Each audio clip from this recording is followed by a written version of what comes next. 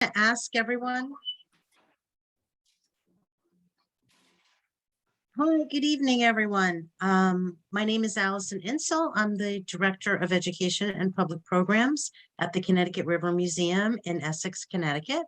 Welcome to the third lecture in our Rivers That Connect Us lecture series. Tonight, it's my privilege to welcome the Ohio River Museum to our series.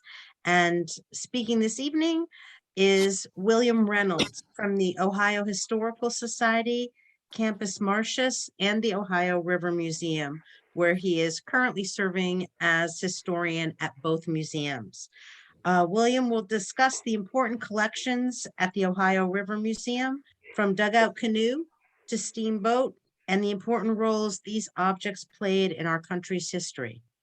Reynolds is a 1970 BA Kent State University graduate with degrees in art history and elementary art education. He is the past president of the Washington County Historical Society, founder of the Association of Ohio Long Rifle Collectors, co-founder of the Civil War Roundtable of the Mid-Ohio Valley, and board member and museum's chair of the Sons and Daughters of Pioneer Rivermen. He worked for the Western Reserve Historical Society from 1972 to 1973 and was research assistant to David McCullough for the recent publication, The Pioneers. So welcome, Bill, tonight to the lecture entitled The Ohio River, Gateway to the West. I'm going to ask that if anyone has questions, they take advantage of the chat box. We're going to stick to our usual format, which is the talk followed by any questions anyone has at the end. If you're not comfortable using the chat box, of course, just hold your question and we'll get to it at the end of the lecture. So without further ado, it's my privilege to welcome William Reynolds. Well, I thank you all for spending an early part of this evening with us. We're approaching a full moon, and it's a very beautiful evening on the Ohio. This is a view that you see in front of us, just down the river from where our museum is. This is looking downstream from Marietta, Ohio. In the Ohio, the OYO, if you're an Ohio State fan, is really something significant, but the natives gave it this name, and there's a lot of different translations of it, but what we'd like to say today is it's the beautiful river, and it really is. It's a long meandering river. It starts at mile 0 at Pittsburgh, and it travels all the way down 981 miles to it meets up with the Mississippi. And this is a map from around the 1820s, and you not only see the length of the Ohio River, but you also see all the land that where water discharges into the Ohio. The Ohio River is the third largest river in the United States, and it really has drainage that connects to 14 states, or if you want to break it down into mileage with all the tributaries that come into the Ohio, it's 189,422 miles of river that drain into the Ohio. That's pretty amazing. So how do we discover the Ohio? Well, today we might look at Wikipedia or grab a road map, but in earlier days, as European explorers started moving west, they started making notes of this great river. And it must have been really beautiful. It looked a lot different in those days than it does today. The canalization or the lock and dam systems that were added to the rivers in the 1920s through even today, there's improvements to them, have made the river wider and deeper. And parts of the river were just absolutely crystal clear where you could see all the way to the bottom. And that excited a lot of people. One of the explorers and early mappers of the Ohio was in Celeron de Benville. And Celeron, he was an officer in the French army and stationed in Canada. And he went down to explore the regions. For a long time, when he was on the Ohio, he actually thought he was on the Allegheny River. He thought the Allegheny was much bigger than it was. But what he did on this trip, at every major water source that came into the Ohio, he put a lead plate. And basically what that did is it claimed every bit of land that went up that tributary to France. This is our property. See this plate? This is what it means. And I'm sorry about that. But in any case, this plate you see here, there's actually two of these in existence. One that was left at the mouth of the Kanawha River at present-day Point Pleasant, West Virginia, and this one, which was left at the mouth of the Muskingum River, at the confluence, just maybe 6 blocks from where I'm sitting today. And this one has an interesting story. It was discovered by a couple of young boys fishing in the early part of the 19th century. And these plates were almost 2 feet long and about 14 inches tall. And the boys decided, well, this is lead. This is a great source of material for casting bullets. And so they cut it up, and in the process, somebody found out and said, wait a minute, this is very important. So this actually exists in a museum at the Peabody, Essex, which is where it was sent. At that time, the Campus Martius and the Ohio River Museum obviously didn't exist. But they exist today. And here's a view of the Ohio River Museum. And you can also see towboat W.P. Snyder. And we'll talk about that later. The origins of this river museum, the origins of this museum go back to 1941 in the basement of Campus Martius Museum. A group of fellows, mostly rivermen, a group called the Sons and Daughters of Pioneer Rivermen, decided, let's have a museum as a tribute to the Ohio and the steamboat era. Most of these guys were steamboat men, and they thought way ahead of it, that maybe, just maybe, they're not going to be steamboats anymore, and maybe we need to preserve this heritage. And that's what the Ohio River Museum is all about. The National Park Service says that this is the oldest designated Ohio River Museum in the country. And it's currently owned by the Ohio History Connection, and it's managed by a group called the Friends of the Museum. And it contains all different levels of river history. And of course, you can't talk about the rivers without talking about the natural rivers. So part of the exhibits at the Ohio River Museum deal with that. And we know that the river is a very complex ecosystem, and that has multiple relationships to not only the environment, but to the humans and those that are around it. I watched a wonderful program on the Mississippi, and I listened very attentively to a discussion on river mussels. And we will stretch our muscles a little bit here at the Ohio River Museum. Here you see a group of workmen in this early image sitting on a pile of discarded mussel shells. For heaven's sakes, what use are these mussel shells? Today in the state of Ohio, it is all types of mussels, all varieties, and there's hundreds of them, are considered an endangered species. So these are not allowed to be collected on any of the tributaries leading into the Ohio River. Surprisingly, the Ohio River is owned by the state of West Virginia, not Ohio. And they owned land to the low water mark on the Ohio side of the river. So these shells can't be gathered, but they can be gathered in Ohio, but they can be gathered in Kentucky and on other states that bound the river. And what's the whole purpose of gathering these shells? Well, currently, the purpose is they're sold to Japan, where they are pulverized. And this is a larger type mussel called a washboard mussel, which you see in this bucket here. And the small particles, the little sand or dust-like particles, are used to basically create what we consider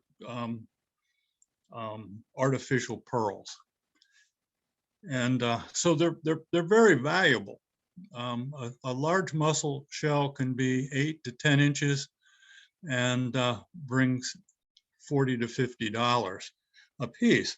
So, but they had a more important use earlier on, and they were collected for that reason. What you see here is the interior of an old mussel boat, which is in really deteriorated shape. This came from downriver from Marietta, a place called California, Ohio. It's near Cincinnati. And two brothers used this boat. They built it out of leftover plywood and pieces they could scrounge. It's remarkable that it even floated.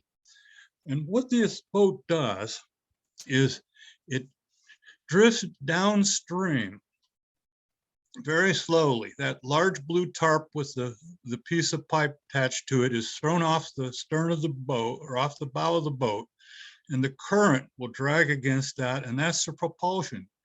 And the two men that would be on this boat would grab these hooks you see hanging over the side. They're on a rail, and they're attached to a rope with the boat. And what happens is these would be dragged across the bottom of the river. And these things are called brails, and they're like giant fish hooks. And the mussels are down with their jaws or their shells wide open. And when a brail passes over, it closes real quick. It's like, danger, danger, close your shell. And they grab onto this brail and they don't let loose. And they can be pulled up to the surface and pulled off the brail and put in buckets. And the two brothers that operated this boat, which was given to us about 40 years ago, literally made thousands and thousands of dollars with, in those days, maybe $20 worth of plywood. So this is an important part, or was an important part of the Ohio River. And here's why in the early days. These shells made the pearl buttons that you found on a lot of the clothing back in the time. Even today, we can find people working in their gardens in Marietta that uncover shells very much like this. They were discarded, and there was no use for them anymore. So the mussels were really important. So let's talk about transportation for a while. In the early exploration of the Ohio River, the Anglo explorers were running into native peoples with a vessel very similar to the one you see here that these men constructed, a dugout canoe. And these were easily constructed, and remarkably enough, having been involved in building one, they do float. They look like the most cumbersome, unbalanced vessel that you could ever imagine. Well, obviously, we don't see these being used on the river much anymore today. And some of them actually end up in museums. And this is one that we have. This is about 24, 26 feet long. And it was used as a ferry boat between Marietta across the Muskingum River near the mouth of the Ohio to the opposite side to a community that was called Harmer in those days. So to get from one side to the other before bridges, why not? It keeps your feet dry, right? Later on, a very common mode of transportation that we see often on the Ohio River are flatboats. This is a really enormous flatboat, probably from the 1880s. These things were used for years and years and years, and eventually, as steam power came along, they disappeared. They were only good for one way. You couldn't take these back upstream. So generally, what happens is they would end up somewhere, and the lumber would be used in building houses and other structures. And these flatboats are important to our history here in Marietta because in April of 1788, a group of 48 men representing the Ohio Company of Associates arrived here. They had purchased 1.5 million acres of land on the western side of the Ohio River. And this was the first privately owned land by non-native peoples in the 18th century. And this is what their flatboat looked like. This is one that was reconstructed here at the Ohio River Museum. It's 45 feet long and 12 feet wide.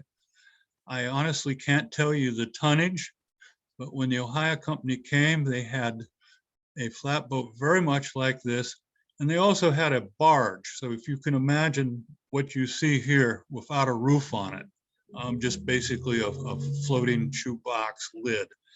And there were so many of these that in 1790, Joseph Buell, who was a soldier stationed at Fort Harmar, which is at the confluence of the Muskingum River in the Ohio, a military fortification that was built in 1785, noted that there were hundreds of these passing by every month, literally sometimes as many as 20 or 30 a day. And why?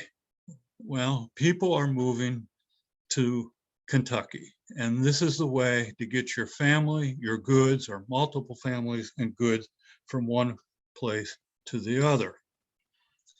And here's what she looks like from the front end. It almost looks like a barge of some sort.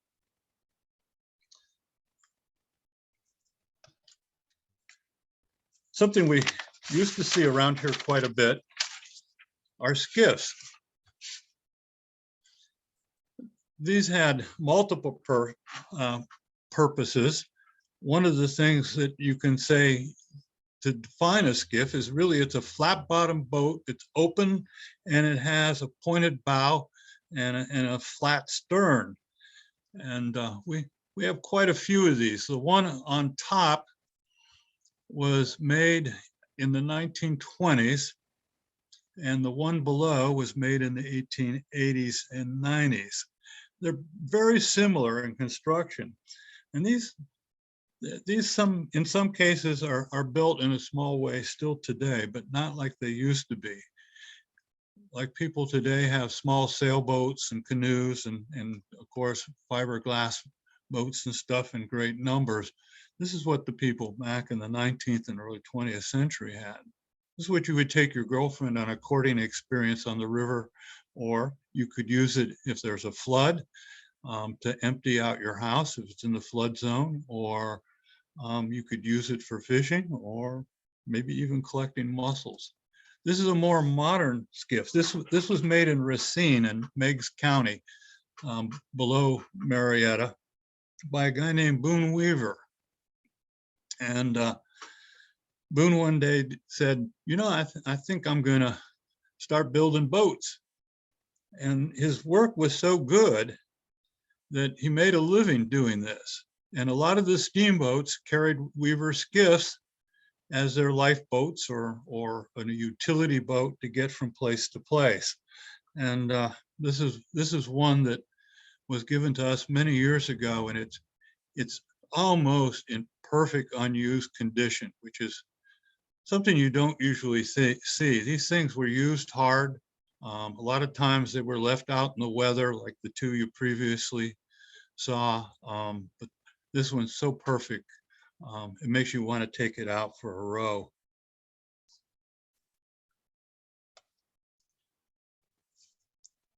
Now, something really unexpected occurred at Marietta, at least from our perspective today. You can imagine how far Marietta is from the nearest body of salt water. And yet, when the first settlers came here, they had a wonderful treasure, a treasure that had been depleted in New England by the shipbuilding trade. They had a virgin forest with wonderful timber. And in the first group of 48 settlers that arrived here, that began our community, there were 4 shipbuilders. And so it didn't take long for these gentlemen to realize that this wood is valuable and we could build vessels here and we could take goods from our area and sell them downstream. Now, the fact that they can sail gave them some advantage when they got onto the wider and deeper rivers such as the Mississippi. But on the Ohio, they're operated very much like a flatboat or a keelboat. They just drift with the stream. The Ohio was very shallow. When these sailboats were taken out of here, that was always in the spring of the year. The travel on the Ohio River was usually confined to the spring. What you have happening at that time of year is the snow melts in the upper Alleghenies, the Appalachian chain, and it basically causes the level of the river to rise, and that allows for a deeper channel. So heavier boats, like flatboats that might be carrying 100 tons or 40 to 100 tons of goods, aren't going to get hung up. In fact, one of the letters that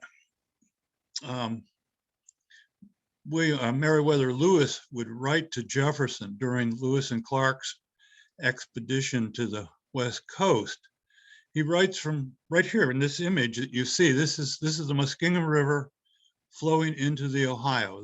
The sailing vessels are on the Ohio, and those buildings you see, that's Marietta. And Fort Harmar was just behind that large 3-master that you see at about the center of the image. And Meriwether Lewis was bringing the keelboat for their great adventure downriver, and he knew of Fort Harmar. He had been there during the Indian Wars and then later on. So, and the fact that the current came downriver that way and would drive you into that bank if you're not careful, which is a problem for modern towboats today, even. But he writes Thomas Jefferson, and he says, the best boatman on the Ohio River are the farmers with their mules. Now, he's moving this keelboat in the summertime, and what is he alluding to? The farmers with their mules or their oxen would come out with ropes, and they would pull that keelboat over the gravel and sandbars and get it back in motion. So the painting you're looking at here was painted by Charles Sullivan in the 1820s. Sullivan was an artist that came to Marietta about that period of time. He had been trained at the Philadelphia Academy of Art under Thomas Sully, and he did a lot of local views. Some of them were kind of romantic views or historic views, which this one is. And this is something to remember. Here we have these sailing vessels built in Marietta that connects us to a worldwide market. The very first one built was named after this man. This is the territorial governor, Arthur St. Clair. And this is quite an adventure. Nobody had ever done this on the inland rivers before. And this boat was commanded by one sailor. The rest of the people were maybe greenhorns. They'd never had any sailing experience. And that was a fellow named Commodore Abraham Whipple. He was one of the early settlers here. And very active in the American Revolution in quite a few naval engagements. So some of these sailing vessels that came out of Marietta, actually the first one, the St. Clair, went south into the Gulf and then up the coast and landed in Philadelphia and was sold for a great profit. But the very first one to sail out of here to go to a European port landed in France. And they questioned the registry papers of it and said, wait a second, hold on. You're from Marietta. That don't work. That's impossible. You know, that's we know about Marietta. You named the town after our queen. That can't be possible. But it was. So one of the very last vessels built in Marietta, you see this model of the John Farnham. Now, who would imagine on a Ohio River Museum you'd see a sailing vessel? That might be more likely seen in the Connecticut River Museum, for example. But here's one of the very last. And this was built to take aid and comfort to the Irish during the potato famine. So, but other boats, a shanty boat way of living. Now, what you're looking at here in the world of shanty boats, there's actually two of them here side by side, a small one on the right, obviously, and this really fancy, almost floating hotel on the left. These are deluxe shanty boats.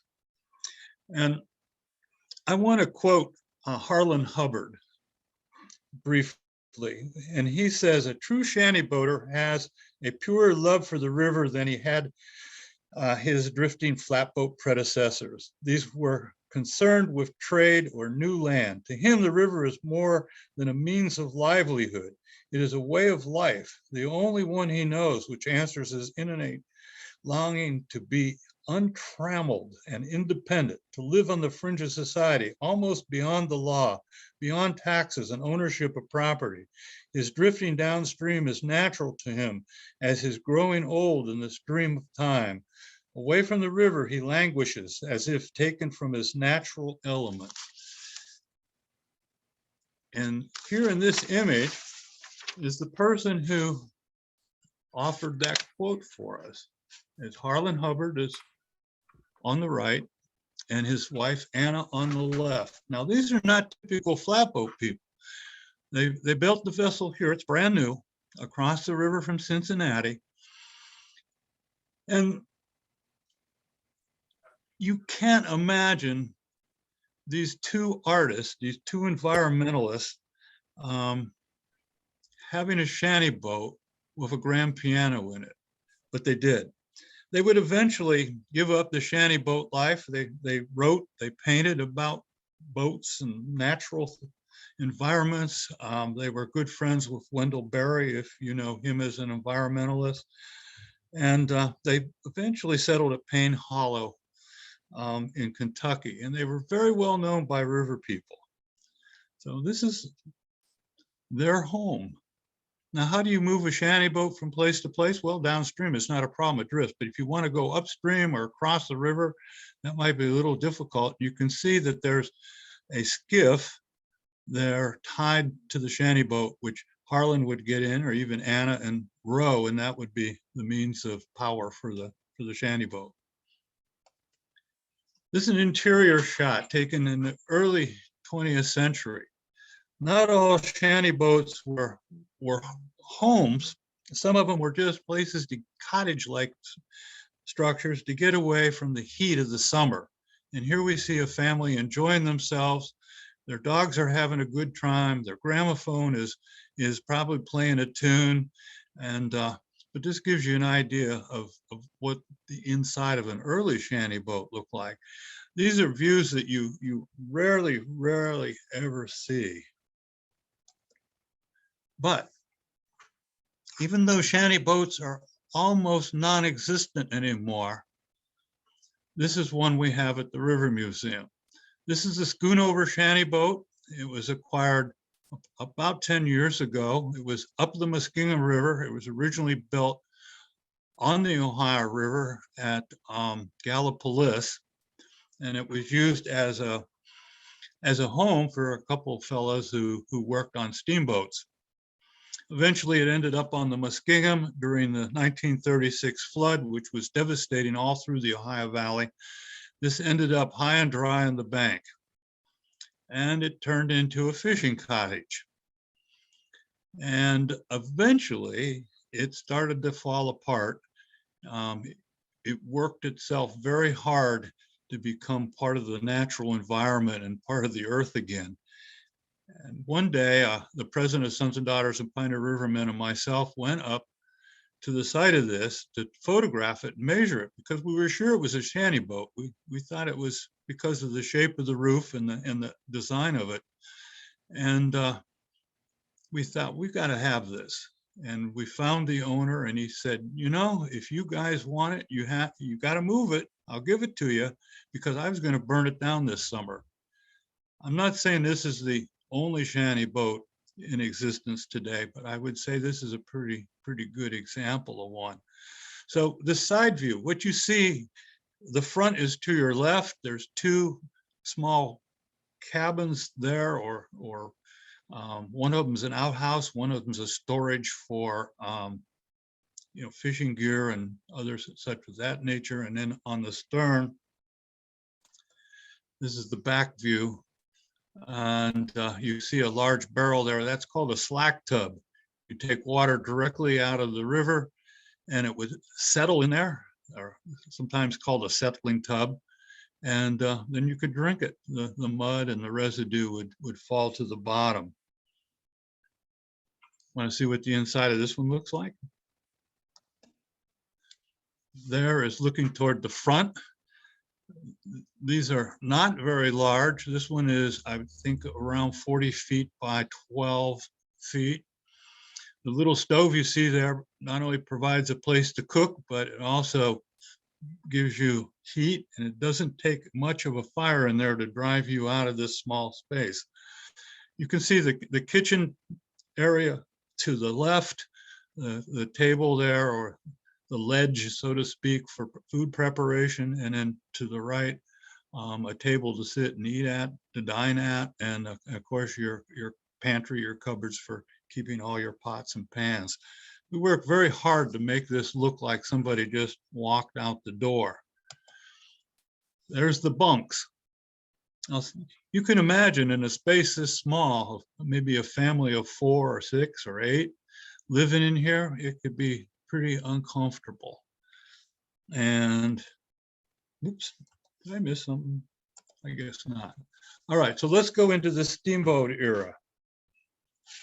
The Ohio River Museum, like many river museums, has a fair share of photographs, riverboat artifacts, pieces and parts, and paintings, and a tremendous amount of number of boat models. The reason you're seeing this one is this is the Tell City. It was built in 1889. It was a packet boat. There's different types of river boats that were in operation. Packet boats carried passengers, they carried packets or packages or any goods.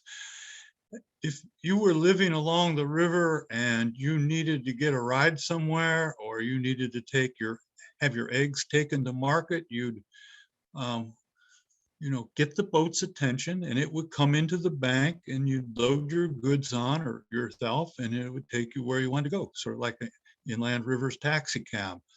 And there were hundreds of these. Well, the reason I picked the Tell City is because it's sunk. And this was downriver from Marietta on the Ohio at Little Hocking. And you can see she's pretty much destroyed here. She ran over what's called a bear trap. In the old days of the Wicket dams, these are dams that had to be manually raised and lowered to control the depths of the river and the water before the canalization of the river, the more modern dams. And to protect the dams from debris coming down the river, there was these concrete structures they were called bear traps. And this boat snagged one, punched a hole in its hull, and went down pretty quick. Nobody lost a life because of this. But those two men you see on the roof, they're eyeballing that pilot house. They're like, this is interesting. Maybe, just maybe, we can find a use for this. And so what they did is they cut it off and they took it up the bank to the house that was right close by here, the wreck, and they made it a summer gazebo. And in 1974, I believe, the family that owned this, which was the Bent family, said, "You guys want that pilot house?" And of course, we were anxious and said yes. So here it is today. So what's significant about this pilot house? Well, this is the oldest known steamboat pilot house in existence. And it's undergone a tremendous amount of restoration over the years. And you're looking at the front of it now, and you notice that in the old days of the river, there's no glass in the front because they felt that glass impaired the pilot's vision. It could fog up, and you had to deal with all kinds of cold weather, rainy weather, and things like that. These front boards or breast boards are closed as tight as they can go, but you can see there's notches for the pilot to look out. And this is the interior. So this is, if you were the pilot, you'd be standing behind the wheel there. You have a little stove to keep you warm, and you're looking out those little thin slots, trying to keep your boat from crashing into something or out of harm's way. One of the great treasures of the Ohio River Museum is this boat here. It's a W.P. Snyder. It was built in 1918 on the banks of the Allegheny River at Pittsburgh by the James Rees and Son Company. It was originally called the William Henry Klingerman. A lot of these boats changed from one owner to the other. The Crucible Steel Company bought this vessel from United States Steel in 1945 and used it along with its sister ship to move barges of coal from the mines that Crucible owned on the Monongahela River in the vicinity of Morgantown, West Virginia, to its steel mills at Pittsburgh and then a little bit downriver at Midland on the Ohio. Their mill at Midland produced the very first stainless steel in the United States. It was called Resistol. So here's the Snyder circa 1950-51. And here it is in 1955. The sons and daughters of pioneer rivermen, realizing that these vessels are fast disappearing, being replaced by more modern diesel prop boats, that maybe they should try to save one. So they went to the Crucible Steel Company, to William Penn Snyder Jr., who's the chief operating officer, and said, "Say, would you give us a boat?" And he said, "You know what? I was just getting ready to cut the Snyder up for scrap. If you'd like it, I'll fix it up and we'll get it to Marietta for you." And here it is landing. This is in Marietta on the banks of the Ohio River. Over the years, it's gone through extensive restoration. Just recently, in the last 10 years, close to $2 million have been placed into this vessel. And here it is today at River Museum. This is on the Muskingum River, just upstream, about 3/4 of a mile from the Ohio. This is the last surviving coal-fired pool-type towboats on the inland river system. And because of that, it is a National Historic Landmark. And you can actually tour it, which is what we're going to do here virtually. This is the engine room. The fellow with the green t-shirt is at the chief engineer's stand. The wheel that you see about his midsection, that's the throttle. Up above that, you can see the gauges, one for vacuum, one for steam. And then on either side of the engine room, you'll find the engines. These are compound condensing engines, each are 750 horsepower. This is tremendous amount of power in these steam engines. This boat which weighs 342 tons, could be easily pushed by these along with as many as 21 barges. which weigh, hundreds and hundreds of tons. So these are very strong vessels. And the boat would have a crew as many as 21 crew members. And the large number is because these vessels, even on the river today with the more modern vessels, run 24 hours a day. So you basically have two crews and they switch from place to place, or shifts, like you might any job. You work 12 on and 12 off, or 6 and 6 and 6 and 6. This is the engine room. And here's the crew's quarters and their bathroom facilities.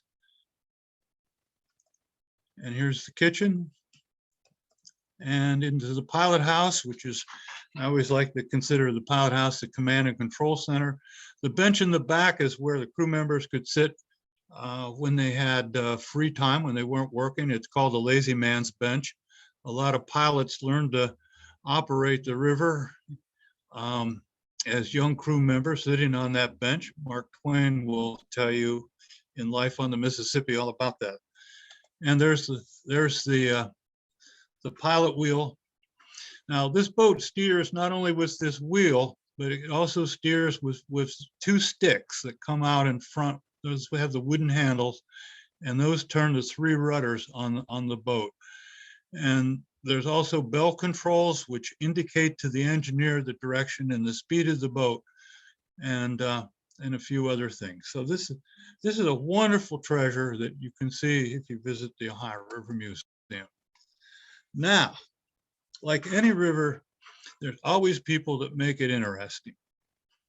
And this is Letha Green. She married into the Green family, who were very much involved in the river. They're from Newport, Ohio, which is north of Marietta, but they're more famous in the Cincinnati area, where they operated vessels like the Gordon Green, the Tom Green, the Greenwood, et cetera, et cetera. And what's interesting about Captain Green here is she was the very first licensed woman pilot on the inland river system. Later on, she would be involved with many of the family's boats, and this is their wharf boat in Cincinnati. You can see the Roebling suspension bridge there in the background that connects Covington and Cincinnati, or Newport and Cincinnati. So this is where, you wanted to ship goods, here's where you take it. And you can see right on the side of their wharf boat, everywhere they'll take your stuff. If you wanted to get a ride somewhere, come down the bank and hop on. They would advertise the times and departures of the various vessels. And one of the more famous vessels that you might think of that the Green Line owned is the Delta Queen. This operated until just a few years back, and hopefully it's going through some very slow and tedious restoration and might return to the river. We have a large collection of Green Line material at the River Museum. Here is the pilot wheel and the pilot house name board off the Delta Queen. Some of those whistles are from the Green Line boats. So, Captain Green, we salute you for all that you've done. But there's also some other people on the river that are not quite as legendary as Mary Green. And this is one of them. I'm sorry, Peter Pan, this is not your Captain Hook, but this is Captain Isaac Newton Hook. And Captain Hook was a very interesting river pilot.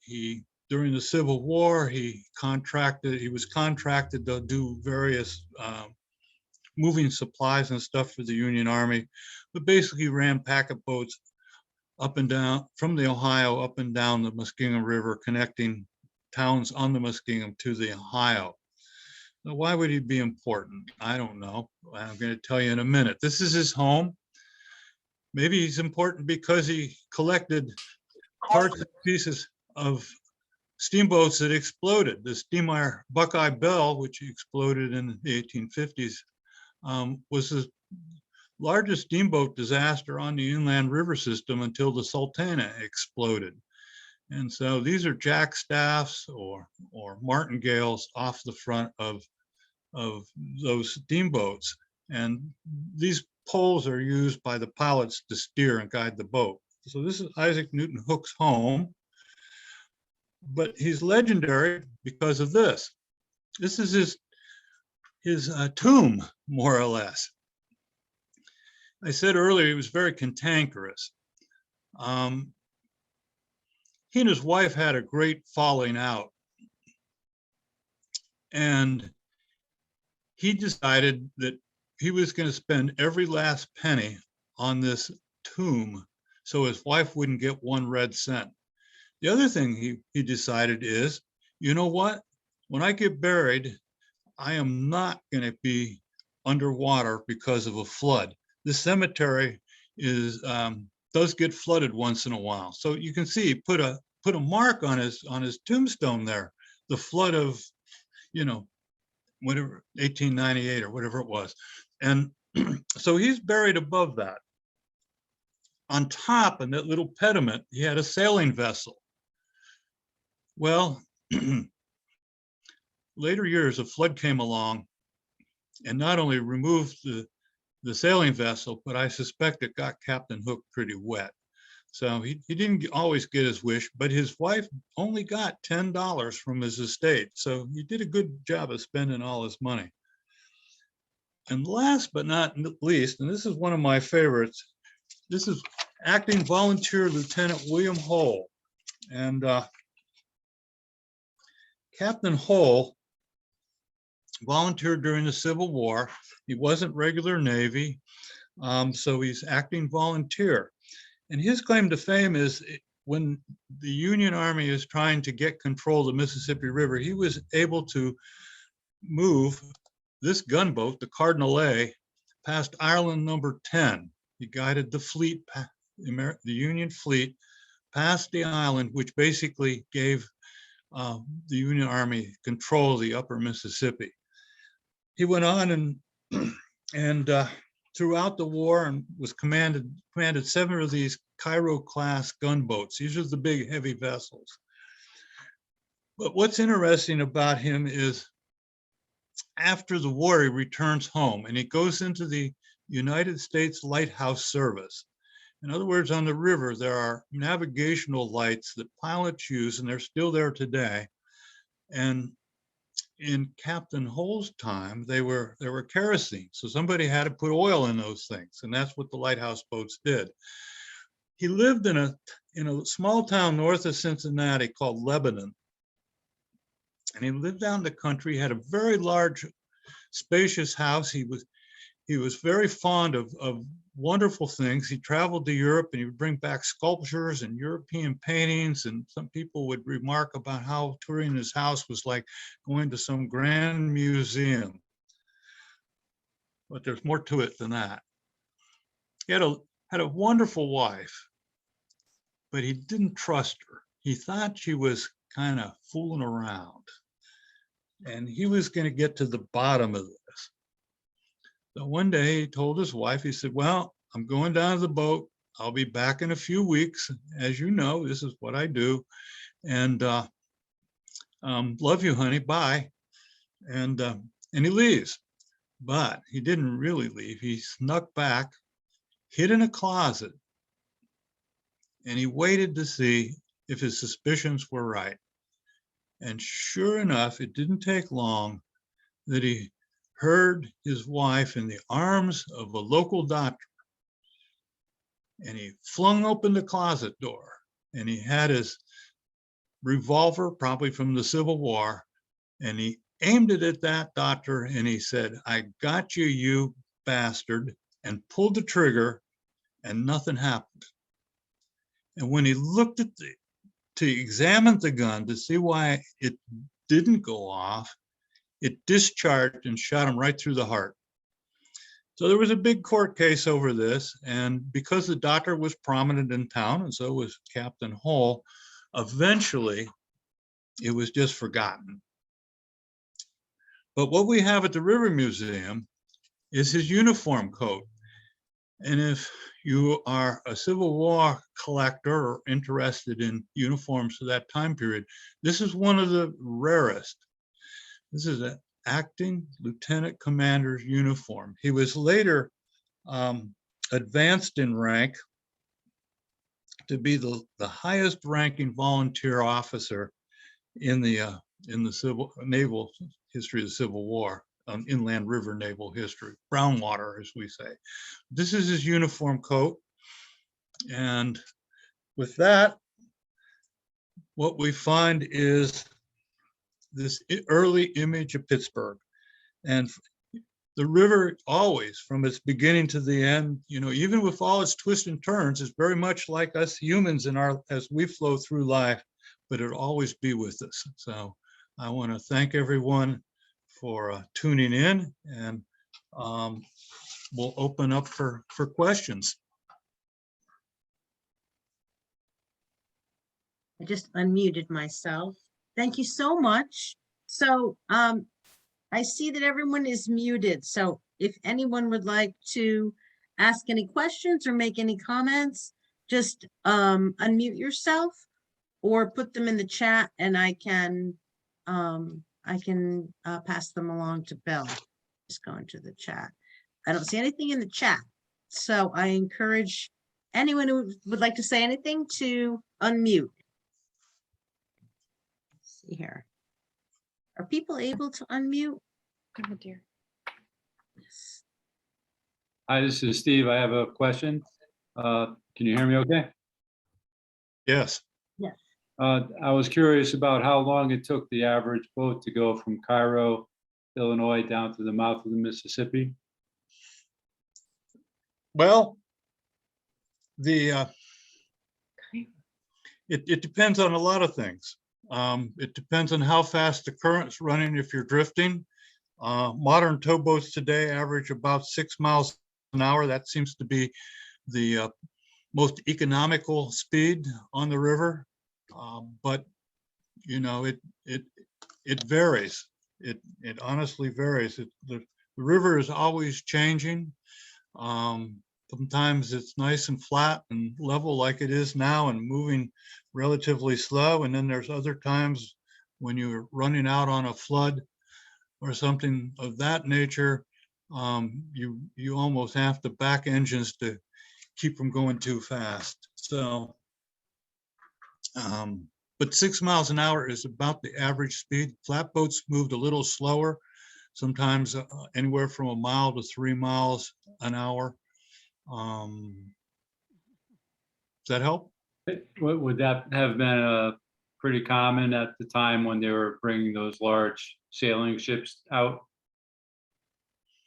Well, I honestly, I've never seen an account about how fast the sailing vessels moved. I would guess they probably drifted about the same as a keelboat or a flatboat. Again, it depends.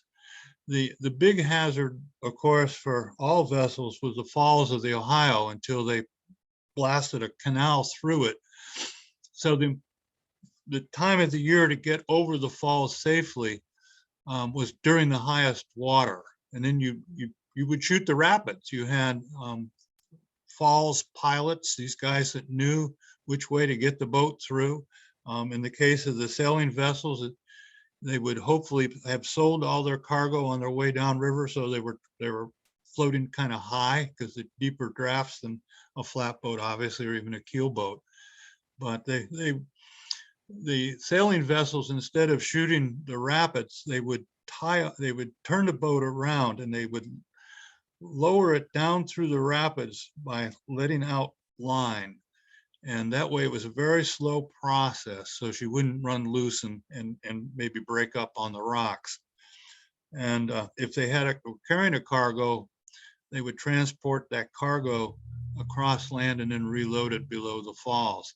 The falls of the Ohio are, a really interesting obstacle if you ever have a chance to view them. Of course, it's easy to get past them now with the modern locks and dams, but the remnants are still there, and they're pretty formidable. That help? Yes, thank you.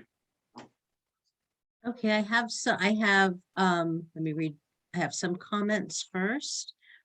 From Melissa S. Really interesting glimpse of river life. Thank you so much for sharing. From Jennifer, wonderful lecture.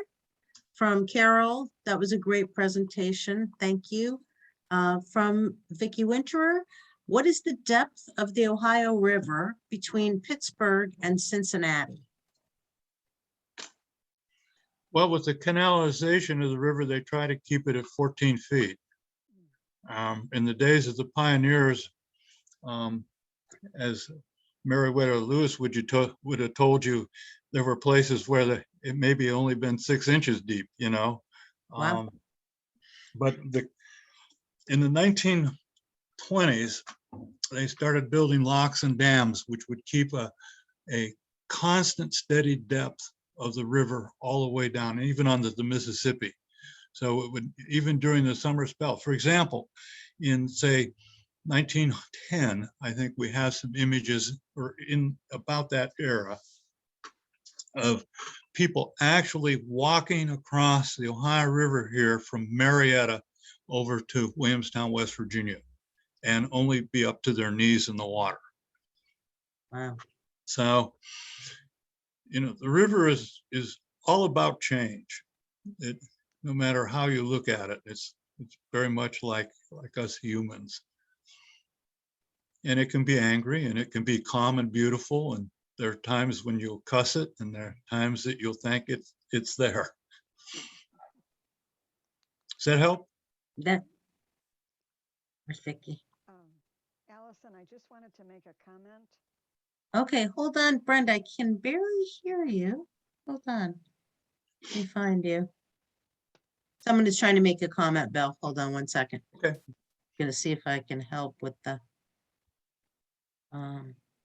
audio.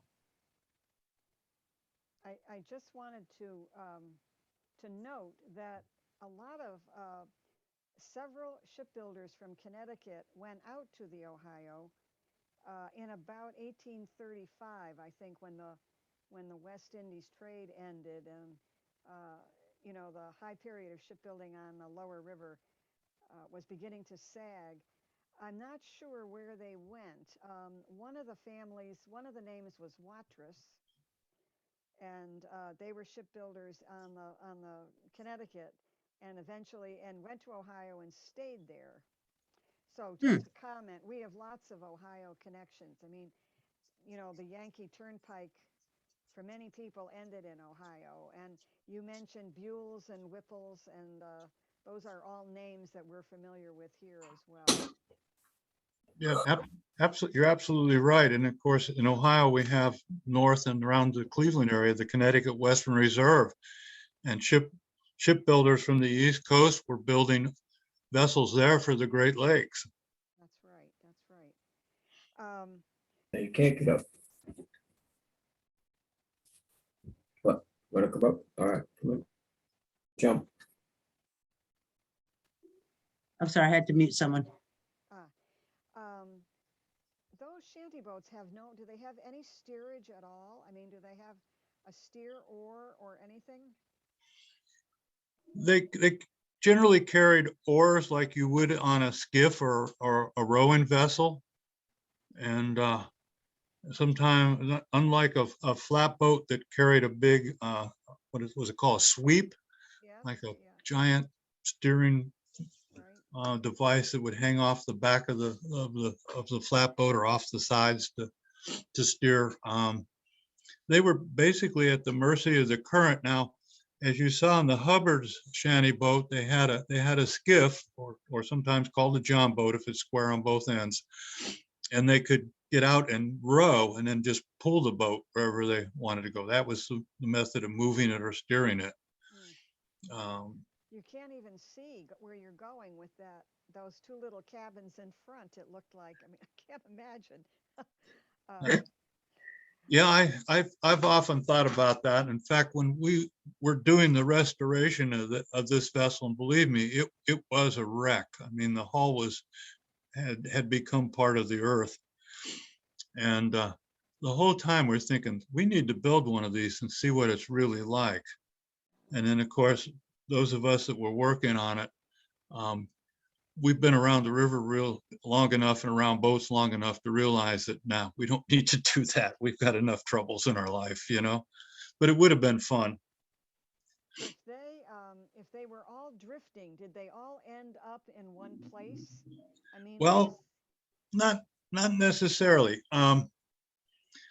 Around a lot of large cities, for example, you might find or up small tributaries, you might find a large congregation of shanty boats. Basically, what these folks are doing is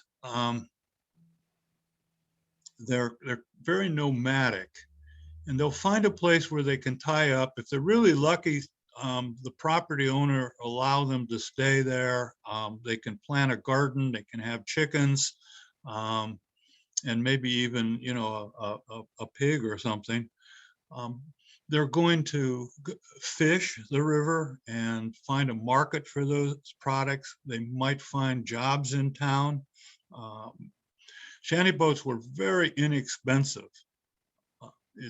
You know, relationship to our age and our time now, it's kind of like somebody living in their van. You know, it's uncomfortable, maybe, but these people didn't care.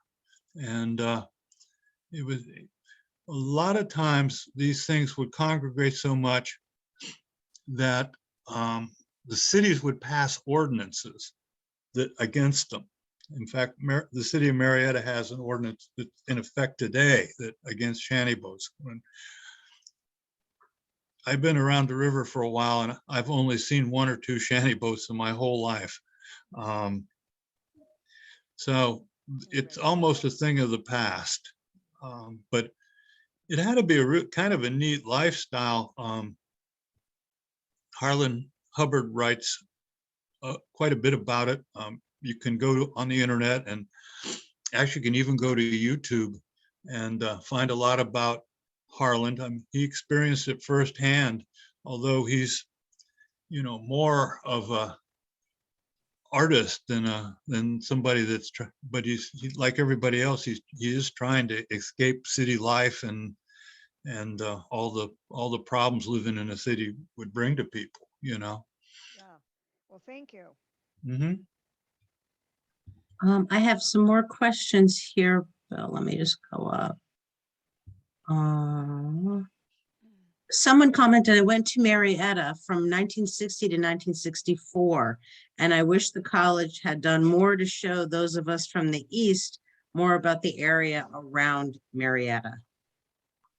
Yeah, it took a long time for that to happen, didn't it? And we can thank David McCullough for his hard work in writing The Pioneers, which has really opened a lot of eyes. I know our visitation here at the museum has, you know, I don't want to say quadrupled, but it's just been absolutely phenomenal in relationship to the way it was before the book came out. And there is so much material in Marietta College special collections and here at the museum that basically remains untouched, and really needs serious students to do research and do writing about what's there. I mean, it's just the history of the Northwest Territory, the history of Marietta. You know, we have a direct link to the East Coast. The people who came here were from Massachusetts, Rhode Island, Connecticut, where you all are from, and they brought that sort of lifestyle out here with them. I always say about these early people, they were the kind of folks that would not be satisfied living in a one-room log cabin for a dirt floor with a dirt floor any longer than they had to, you know, and I think that's a fair statement. So hopefully somebody will grasp onto the importance of this history. Students will grab onto it and start researching, start writing, because it's a treasure trove. It truly is. Okay, let me I have a question here. What was the primary cargo that was carried down the river? Well, um, in the early days, it was mostly families and family goods.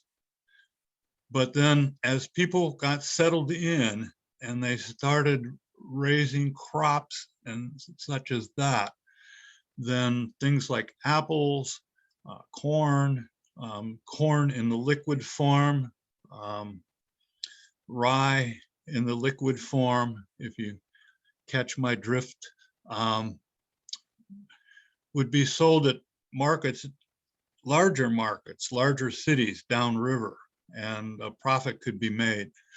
Um, Eventually, as manufacturing started, even in small communities, furniture, silver, there were store boats on the river, store flatboats that would come out of Pennsylvania loaded with crockery, jugs and pots and things of that nature. They'd sell that cargo downriver. There were photographers that worked on the river, gunsmiths, just about any kind of trade that you can think of. Was operating on the river. It was like a supermarket, depending on where you happen to be at the time. In more modern times, there's more bulk goods being transported on the inland river systems today than by any other means of transportation. These barges that are moving gasoline, other petroleum products, coal, for example, which is slowly disappearing, but it's still being moved. There's more of that tonnage. And the reason is that the goods being moved on the river are not being taxed. There's not a road tax. And that's something I think we have to be politically proactive about, is to make sure that the legislature never goes, oh, let's tax goods on the river. Because if that happens, then the cost of running your automobile, the cost of heating your house, things of that nature will just skyrocket. So it's a marvelous thing. It's almost, the rivers are almost like, the blood that runs through our bodies, because they bring us, the rivers bring us nourishment, they bring us recreation, they bring us water, which is one of the most essential things for human life. So, and we need to protect them. So, Great, good. Let me just look here. I have no more questions in the chat box, but if anyone would like to ask anything or make any comment, please feel free to unmute yourself. And Great show. just looking here, everyone is muted. Yeah, great. Any questions, anyone? Oh. I am thinking I need to get back to Marietta. Is the hotel on the river still there? the Lafayette Hotel is still there. Indeed, it is. Oh, that's interesting. Hold on. All right, it's still there. And we welcome anybody that would wish to come to Campus Martius or Ohio River Museum. Please do so. Campus Martius is open all year round except for major holidays, and the River Museum is seasonal. We'll open back up in April. We close through the winter months.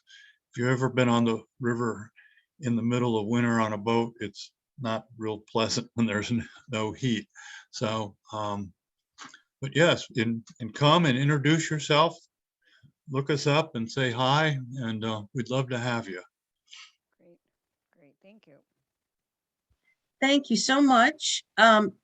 If anyone has anything to say, chime in now. Otherwise, I'm going to thank Bill very much. Thank you so much for being part of the series. I learned so much, and I think the connection with New England is really interesting. So I'm going to be reading about that and learning about that. So I want to thank everyone and for joining us. I hope you can join us next month for our executive director, Jennifer Carlson, who will talk about the Connecticut River Museum. And Bill, I'll certainly send you a link to that. But otherwise, thank you all very much, and thank you for joining us in this exciting lecture series. I really appreciate it, Bill. And I'm wishing everyone a safe and happy holiday. Thank you so much. Thank you.